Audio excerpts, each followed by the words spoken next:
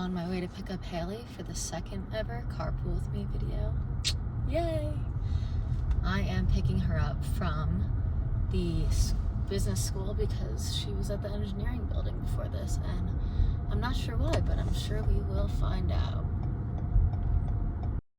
Good to meet you. Nice to meet you too. Rolling. So thanks for joining me. Yeah. So nice to meet you. You're a first year, I'm a third year, so we haven't interacted much before now. Mm-hmm. So tell me a little bit about yourself. What's your name, first of all, for everyone watching? And what's your background before MENV? Yeah, so my name's Haylee Grace. I actually am a second year. I work full time, so I'm doing the program in an extended way. So next year I'll graduate, and I'm just starting my capstone. But yeah, my background before, I went to CU in my undergrad and graduated 2019 in environmental studies. And then shortly after, the pandemic happened, so stayed out here, was serving a little bit in the being a waitress, and then I got a job as a operations manager at a greenhouse in Arvada and worked there for 2.5 years. And then 2 years ago, in October, I got a job at CU in the College of Engineering in their research support office, and thought it was a good opportunity to get an education while working. So that's how I found the program here. And I was really excited because when I graduated, I think it was only 2 years old, and I had no idea that the program existed as an undergrad. So found my way back to CU, you know? I get it. When I left undergrad, I thought I would never go back to school, and then a few years later, I was like, school sounds pretty nice. Yeah.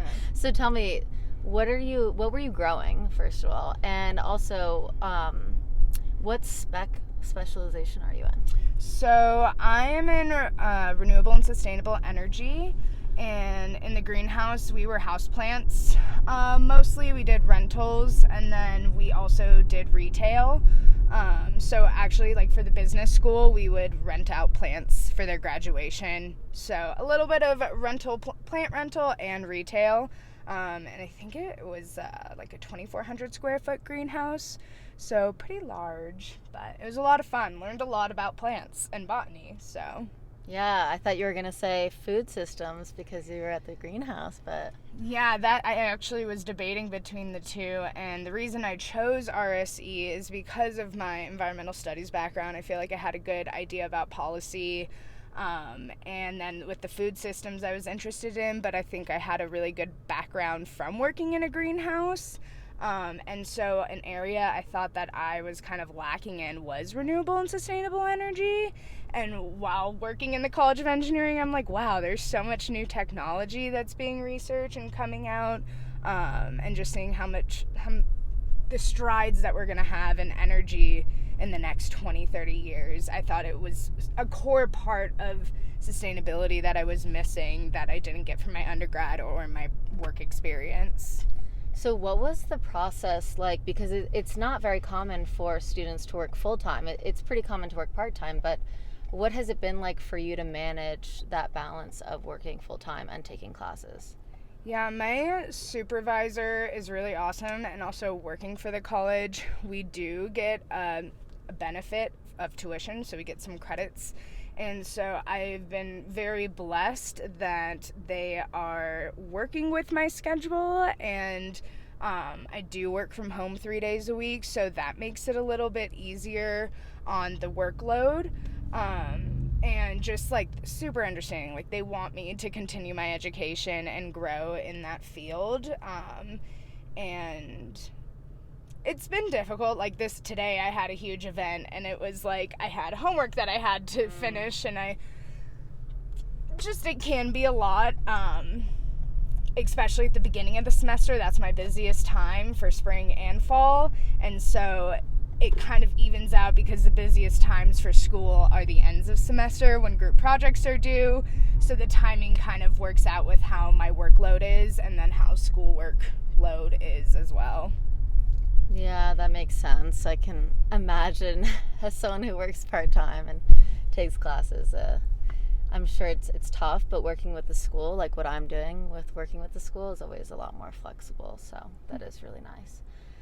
So what were when you first started MENV, and I know you have a background of being familiar with CU, so it's maybe a little bit different for you, but what were your first impressions of the program? The spec leads are really passionate and knowledgeable. Josh, one of my favorite, Yes. I'm really sad I'm not taking in classes with him this year, and I hope to in the future, but that first year, it was shocking because I obviously don't have an engineering background, and it is a little bit more engineering heavy in RSE. But then I went to a founders forum where Damien and William and Josh were talking about entrepreneurship and sustainability, and how passionate both William and Damien was just I would love to take classes with them too. And so the specialization leads that MENV has, I think, really do fit, and they are really passionate about getting us into the sustainability sector and what their domain is. And I find that to be really rewarding, just because it's nice to see how passionate and all their different paths that have brought them into sustainability, even if that's not what originally they were in. So yeah, the choosing of the spec leads and that being that you can actually pinpoint something in sustainability, because it can be such a broad spectrum. So being able to choose a specialty, and now we also have dual specializations and pathways, I think creates a lot of avenues to get into the industry in different sectors and really specialize in those. Yeah, I can completely relate. I remember the first time I saw some of the spec leads speak, and I was so inspired. They're amazing. So I went on a field trip for a class yesterday, and I know that I've gone on a lot of cool field trips, so I wanted to ask you, what is the coolest field trip you went on so far? Last year, I cannot remember the name, but we went to a natural gas and power plant that used to also be a nuclear power plant. So we got to see a decommissioned nuclear reactor core, and kind of tour that area and see where the engineers would be, and then where the actual nuclear reactor was, and then where the pools were where they put the byproducts and radioactive materials into the pool that they put it in, so it doesn't get out. And that was just really interesting to see, because you saw these little post-it notes everywhere, and it's because they had to go brick by brick to make sure that the radiation and everything was actually decommissioned correctly. And so that was really eye-opening, and also the magnitude of how deep that hole went. I was whoa, I could only imagine what it looked like when there was still a reactor in there. Where was this, and for what class? That sounds so fascinating, but a little scary. Yeah.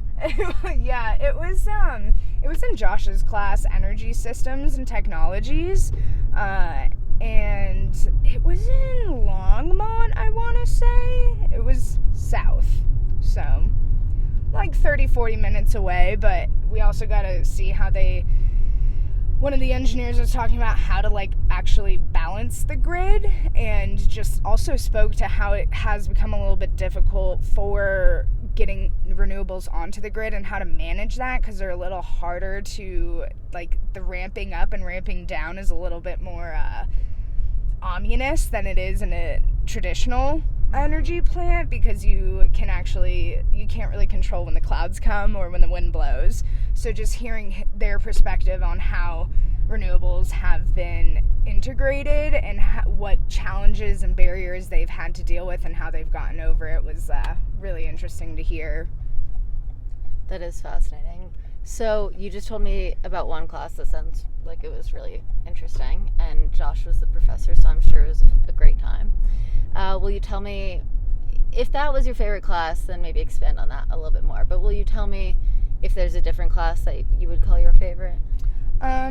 Yeah, the energy policy, Paul Kamor's class, was really interesting, and it like went in tandem with Josh's energy systems. I don't think they did it on purpose, but like we would learn something in Josh's class and then we would learn in Paul's class, like how does this actually get transmitted and what is the policy behind it and utility companies and how that all works.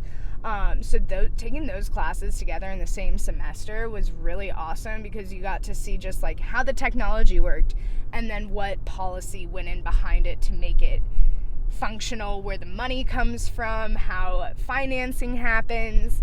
And Paul is a really great professor. I'm hoping to take another class with him next year, which is advanced energy topics. Yeah. Very cool. Okay, so you've been in Boulder for a while now. What are some of your favorite spots and things to do? Definitely the Fox and Boulder Theater have really great concerts. A lot of smaller artists come there too. And music, one of my passions. And also the Dunshabi Tea House that's over on Pearl Street is like beautiful architecture, the history of it. Being brought piece by piece to Boulder, because it's a sister city of, I can't remember where, but they brought everything over and built it, and it's just like beautiful mosaics, hand-carved wood, and like amazing food and amazing tea. And so that's just like a fun thing to do, like a brunch on Sunday. Yeah. I can definitely second that. And those are really, really good recommendations. So is there anything else that you would tell an incoming student, like something that you wish that you would have known before coming into the program?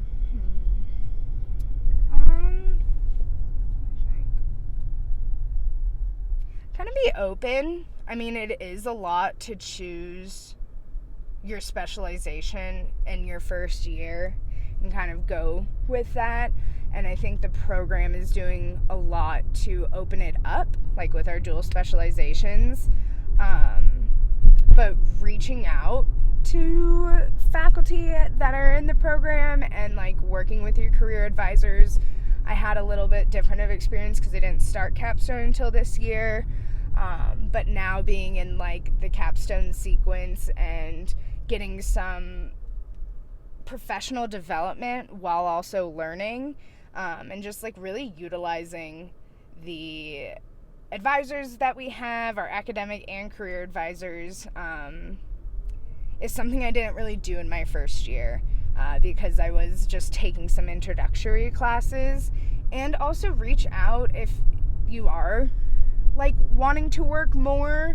Definitely reach out. Brendan, our academic advisor, like I worked with him and Josh to set me up to have the same skill set for capstone that my peers would have, and I think that really helped. And just that people, they want you to do this, so like just utilize the resources within the program, because it's quite flexible. That's really good advice. Our career advisor is so great, has calmed me down in a lot of different situations, and our advisors too for career stuff are really valuable. Brian was my capstone advisor as well, and he's a career advisor, and I couldn't recommend it more. He's been in consulting for 40 years. So all right, well, that's all the questions I have for you. So thanks so much for doing this with me. Yeah, of course. Thank you for having me and doing this and getting the word out about the program in a fun way. Yes, totally.